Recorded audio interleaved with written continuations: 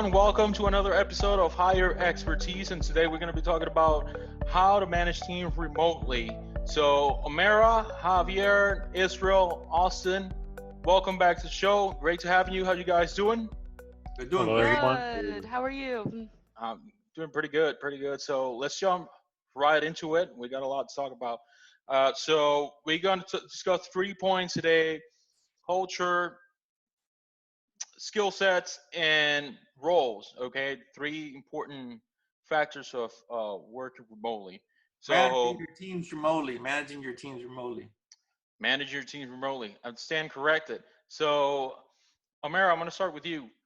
Uh, Talk to me about culture. Things are a little different. It's not the same as it was in the office in terms of culture. Now everything relies on technology. It's not interaction anymore.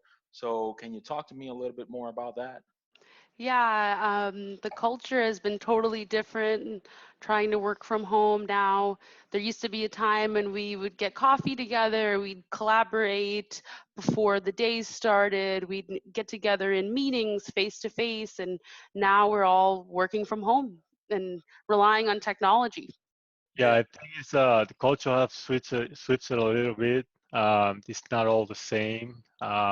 We even though we're trying to accomplish the same, I think these are times where our company needs us the most because we need to focus a lot on discipline and doing the actual work that's expected from us. Yeah. One of the things, sorry about the motorcycle in the background here. One of the things too that the culture has changed is now we're doing more with less, right? Before in the office we had a lot of equipment, we had a studio, so now you're trying to do a lot more with less. So definitely that's part of the culture. Uh, when you go from for managing teams is you got to make sure that you do a lot more with less. Right. I also think us as employees, we like to think differently in times like this when there's all kinds of other forces weighing in on us, like stress or new responsibilities of being home and working. How we keep everybody, uh, make sure everybody's doing their work, make sure everybody's doing their what they should and all that. How do we keep that going? How do we keep that workflow going? I would say that, we stay connected above all, and we're in constant communication with each other. We're focusing on the results ultimately, Hmm. and making sure all the numbers still get hit. Yeah, and Yeah, go ahead.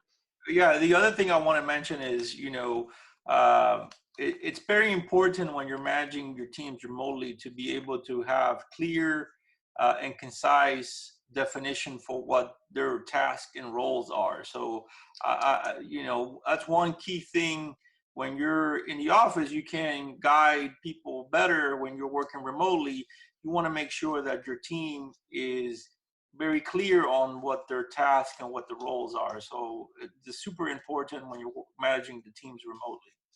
Yeah, I think on our side, once we have the task and we identify the roles and the tasks, then we need to like make a schedule and have the discipline to go through it and have all those tasks done finished. I think also having that sense of urgency that we usually talk a lot about that is essential and it's very important to have it because it's very easy just to forget what you have to do if you don't write it down or you don't put it on your schedule. So just keeping track of your task and having that sense of urgency. Oh, I gotta get this done. I gotta get this done, just to take it out of your list. So Checklists are super important. yeah, Super yeah. important. Very important now more than ever. It's true because when you're home, so many distractions can come up that a checklist definitely will keep you on track. Just write it down, have it in front of you. Definitely very more productive. True. Mhm. And one of the things that I recommend, I did this in one of my quick tips, is having a checklist for the day and also having a checklist for the work week, right? That allows you to say, okay, these are the things that I need to do today. Here's the things that I need to do for the week, and start checking them off. It gives you a sense of accomplishment. So that's super important when you're managing teams, and making sure that they have those lists, review those lists with them, make sure that those items that they've listed are in accordance to what you want them to do. Yeah, I completely agree. Tasks that you do every day, for example, myself checking our support ticketing system and checking the email spam filtering system every day gives me a sense of what I need to be doing and what I need to be looking for. And these are tasks that uh, can't really be completed. It's more of constant monitoring and making sure that uh, things are going as they should. What are the skills that somebody should possess in order to have a successful run as working remotely, if you will? I would say they definitely have to be flexible. They have to be able to meet quickly, be reachable quickly, communicate quickly. There shouldn't be a large lag in time of hours and hours. They should be able to respond within the hour if it's during the workday. Yeah, I I agree. think we need to be very adaptable. That's what's gonna like helping us a lot. Very disciplined, like write everything down, have that to-do list, so it helps you through the day, and you don't feel lost. Because it happened to me actually at the beginning of coming home and working from home. I always thought, oh, that would be really nice to work from home. But once I was faced with it, I was like, what do I do today? Like, like where should I start? I knew I had to do things, Yeah, but where should I start? So but that goes more to structure, right? You got to have a yes, certain yeah, structure in your day. You got to have a certain routine. A lot of people like the structure, like the routine, and that's super important when we're working remote. You got to be definitely adaptable, disciplined. You got to have the right work ethics, and be structured for sure.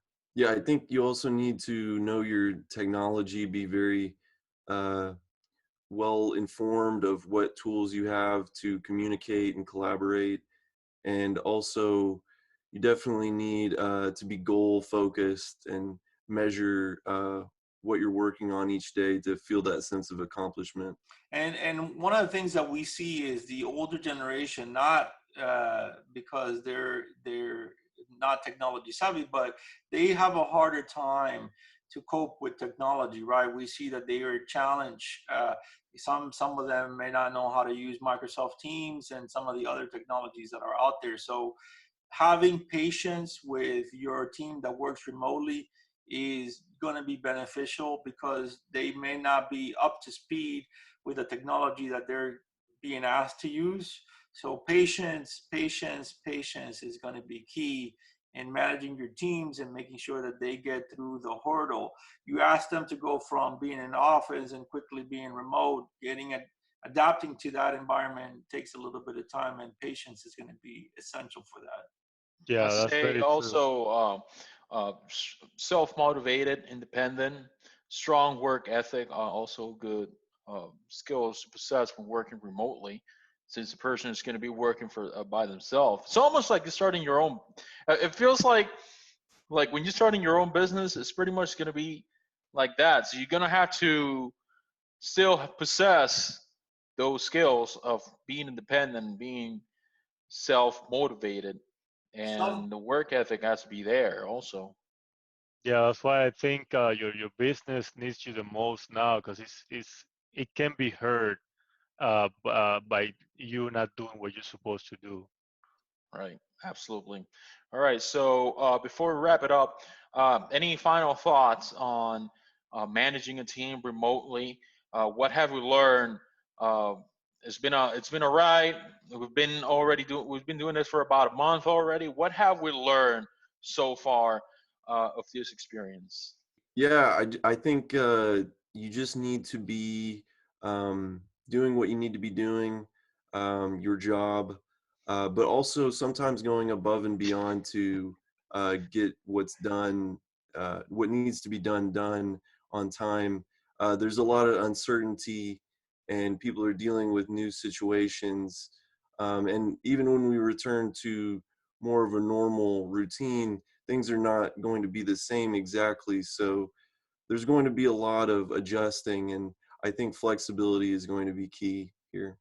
All right, I'll take it next. I think discipline, structure, self motivation, of course, also helps, and that sense of urgency that I know I definitely have, because it kills me every time I have a task and there is something holding me back from completing it. I think those are the things that are keeping me through this whole thing. Uh, I have no problem waking up in the morning to do my job.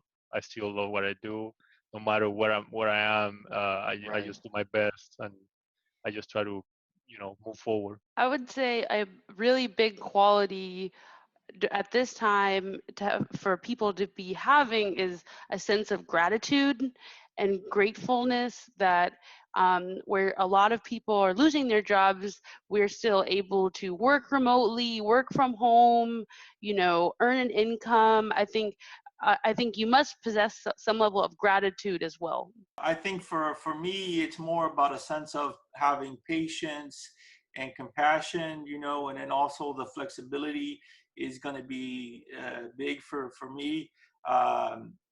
We went from a very structured environment to an environment where, you can't really control what someone else is doing. You have to work on a sense of trust, and that's going to be important. So you have to be able to trust your employees to do, and your team, right, to do what it is that they're supposed to be doing without having to look over their shoulders, and give them the space that they require to do their personal things.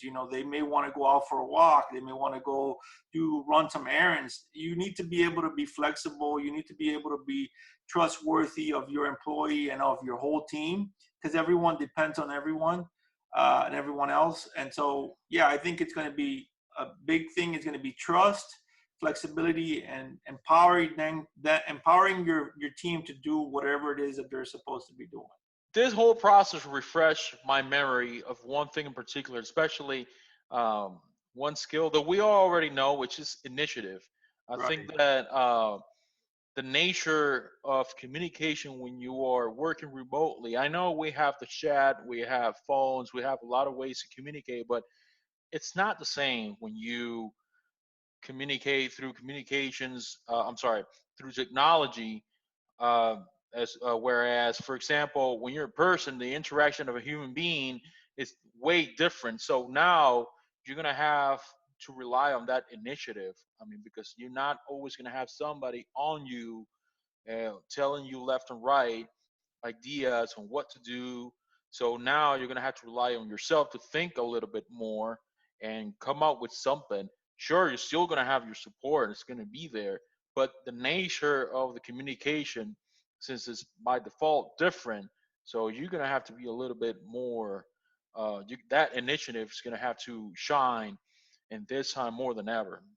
So, guys, thank you for being here. I appreciate it. Great conversation.